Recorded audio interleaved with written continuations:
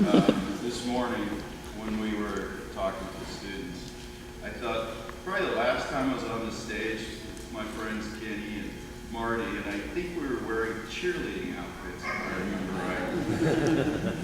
But then I wasn't sure, because then I remembered maybe the last time I was on the stage was in a best looking legs contest.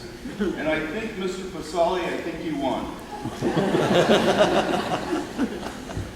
This morning we heard from one of the students who talked about the teachers, and one of the things he talked about is how the teachers keep him accountable and keep him motivated. Mr. Pasali was that person for me. Somewhere in my junior year, he made it very clear that I was not going to do anything naughty anymore without him catching me. It was such a clear statement to me that I decided I'd just quit getting in trouble. Simple.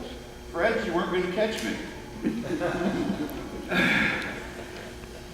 Well, the fact is, somewhere along my senior year, I thought, forget it. I haven't skipped lunch, I'm going for it.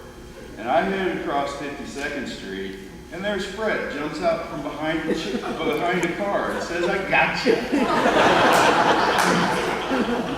I said, Fred, I haven't done anything forever. I go to school, I study my books, I'm going to college. And Fred said, yeah, I know, Mark, I'm really proud of you. And he said to me, have a good lunch. And about that time, there were about 3 sophomores across the street. And he said, hey, you guys, I'm going to go get you. So he headed out and had another group of kids to keep him on the right track. I appreciate it. Mr. Pasali was my Little League high school coach, baseball coach. So I really didn't spend that much time in the office because my teachers all knew my parents. And I want to say hi to Mom, Dad, my sisters, Pam and Sherry, my kids, Scott and Chris, and my wife, Susan. And I think you can all thank Susan tonight too, because she said, Mark, keep it simple, tell a couple stories, say some thank yous. And you have your guys in the audience with you too. And I do, I got Denny Poole over there, who was my locker mate for 2 years.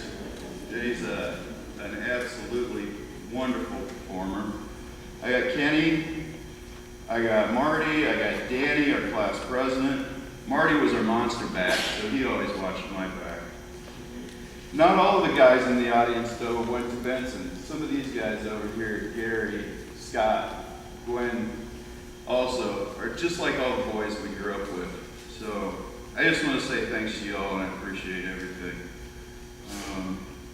I know I was a Benson bunny long before I came in here. My sisters set the way in front. They were older, so I could be a little bit more of a clown, and I appreciate you being good character for our family. I went to Mountain View Elementary School, and I remember in 5th grade it was career day, and I distinctly remember looking through the book, and I saw somebody sitting in a suit, wearing a tie, behind a desk, giving advice to somebody. I thought, I can do that. My dad was an electrician. I knew I didn't have a chance at that. I can maybe change a switch, but I sure can't do a 3-way switch. I don't know. Dad, how do I do that? I always appreciated being there. But once I got to work, I learned that it was not as simple as sitting there and giving people advice. I had a few skills, but not a lot. I remember talking to my supervisor, and I said, James, I think what they need to do is identify their feelings. So I had this little card with these little smiley faces, and I was going to teach them to express their feelings. And my supervisor at the time said, good luck with that, Mark, and let me know how that works for you.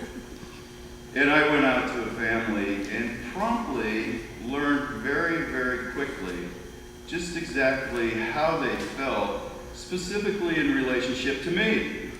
They told me I was their problem, I needed to leave their house, that I was the reason they were struggling.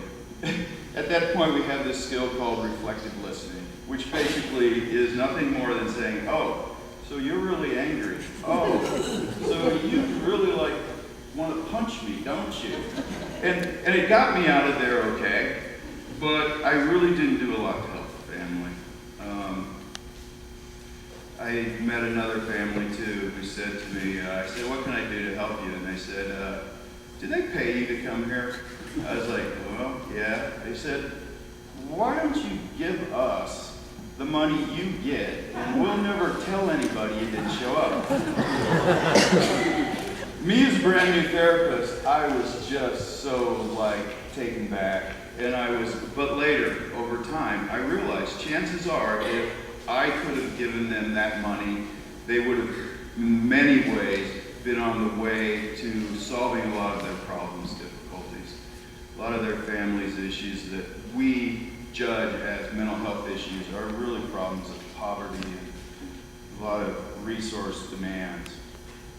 One of the guys, though, who is a lot like all the guys I grew up with, is my boss, William E. Ray. He, I believe, nominated me because he knows I'm a lifetime bunny, and I always will be. His wife Susan's with us too. She's a very close colleague of mine. Bill's a lot like, and some of my friends who've got to know Bill will agree, he's a lot like us. Bill's one of those guys who's pretty straight up. And I remember being a brand new therapist, and Bill said to me, well, Mark, how's it going? And I said, I'm just waiting for my clients to get up off their couch and do something different. I was in Bill's office so fast, and I think he was about this close to me. And he promptly told me that it was my responsibility to think about how I acted and how I treated people.